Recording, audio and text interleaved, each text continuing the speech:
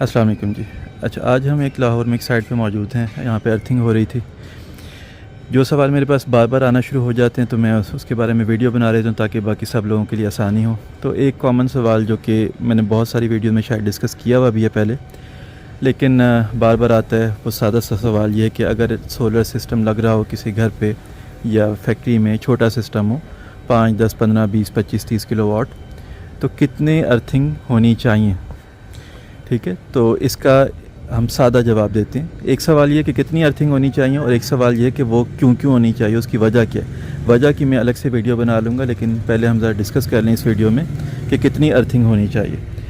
ठीक है, तो हमारे पास इस वक्त आप देखें कि एक ये अर्थ हुआ है, एक ये अर्थ हुआ है और ये अर्थ हुआ है। इनमें मटीरियल क्या क्या डला है वो सारा कुछ हम स्किप करते हैं। आपको बहुत सारी वीडियोज़ चैनल पर मिल जाएंगी जिसमें पूरा डिस्कस किया हुआ है कि सारा हमारे पास क्या क्या मटेरियल डला हुआ है, क्या क्या डाला जाता है रेजिडेंशियल में, वही मटेरियल है सेम। अभी हम ज़रा डिस्कस कर लेते हैं कि कितने अर्थ होने चाहिए। इस वक्त आपको साइड पे 3 अर्थिंग नज़र आ रही हैं, लेकिन अगर हम इसमें अहमियत की बात करें कि जब भी सोलर सिस्टम लगते हैं आपके घर में या फैक्ट्री में किसी जगह पे, तो आपके असल में सोलर सिस्टम के अंदर, सोलर सिस्टम का मतलब सोलर पैनल्स हैं आपके, इन्वर्टर है, ये सारी चीज़ें मिला के ये पूरा निज़ाम है, इसको हम कहते हैं सोलर फोटोवोल्टिक सिस्टम। ठीक है, सोलर पीवी सिस्टम। तो इसके अंदर जो ख़राबियाँ आती हैं, अगर हम उसको नंबर देना शुरू करें कि सबसे ज़्यादा ख़राबियाँ कहाँ आती हैं और कितनी आती हैं, तो तकरीबन 60 से 70% आपकी ख़राबियाँ आती हैं सोलर इन्वर्टर की साइड से। ठीक है, जो कि वापडा के साथ कनेक्टेड होता है। इसका मतलब ये कि आपके सबसे पहले जो अर्थिंग ज़रूरी है, एक अर्थिंग, वो आपकी सोलर इन्वर्टर के लिए सबसे पहली अहम अर्थिंग है सोलर इन्वर्टर के लिए, जो कि आपकी 60-70% ख़राबियाँ जो हैं उससे कवर होती हैं।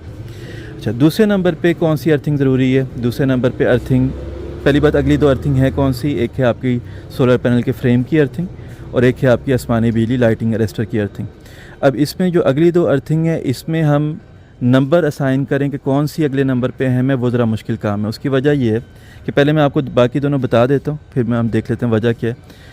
कि एक अर्थिंग जो है, फ़र्ज़ करें ये हमारी इसकी इन्वर्टर की अर्थिंग है और ये हमारी है सोलर पैनल के फ्रेम की अर्थिंग, जिसे डीसी अर्थिंग कहते हैं टेक्निकल, और ये अर्थिंग है हमारी इधर लाइट अरेस्टर की अर्थिंग। अब लाइट अरेस्टर की अर्थिंग और डीसी अर्थिंग में से हम दूसरे नंबर पे किसे रखेंगे अहम, वो डिपेंड करता है कि आपकी जो सोलर पैनल जहाँ पे लगे हुए हैं उस छत की हाइट और उसकी सराउंडिंग कैसी है। सिर्फ एक चीज़ अहम नहीं है खाली। वापडा की अगर आप मैनुअल में देखें, उन्होंने एक आसानी के लिए कस्टमर के लिए हाइट लिखा हुआ है। मसलन ये अगर बिल्डिंग है, इसकी हाइट है कोई, तो वापडा ने लिखा हुआ है कि अगर इसकी हाइट सोलर पैनल जहाँ तक है, अगर वो 45 फीट या इससे ऊपर है तो आप लाइट अरेस्टर लगा लें, अदरवाइज़ आपको ज़रूरत नहीं है। ये उन्होंने आसानी के लिए लिखा हुआ है। लेकिन अगर हम इसको और ज़्यादा डिटेल में देखना शुरू करें तो फ़र्ज़ करें कि ये सिर्फ़ एक मंजिल यहाँ तक ही घर हो। ठीक है, ये हम ऊपर नहीं भी जाते। एक मंजिल का मतलब है तकरीबन 12 फुट इसके ऊपर सोलर सिस्टम यहाँ पे लग गया। लेकिन अगर हम देखें इसके इर्द सारे खाली प्लॉट हों, कोई घर और ना बना हो, तो दूसरे नंबर पे हम जो अहमियत देंगे वो लाइट अरेस्टर वाली अर्थिंग को देंगे, क्योंकि आसमानी बिजली गिरने में सिर्फ सोलर पैनल की हाइट ही मायने नहीं रखती, बल्कि इर्द गिर्द लोकेशन कैसी है, आपकी जो इनफरादी हाइट है वो आपकी इर्द गिर्द लोकेशन में सबसे ऊंची है तो आपकी पहली मंजिल भी सबसे ऊंची ही बनी। तो दूसरे नंबर पे हम रखेंगे आपके आसमानी बिजली वाले अरेस्टर को।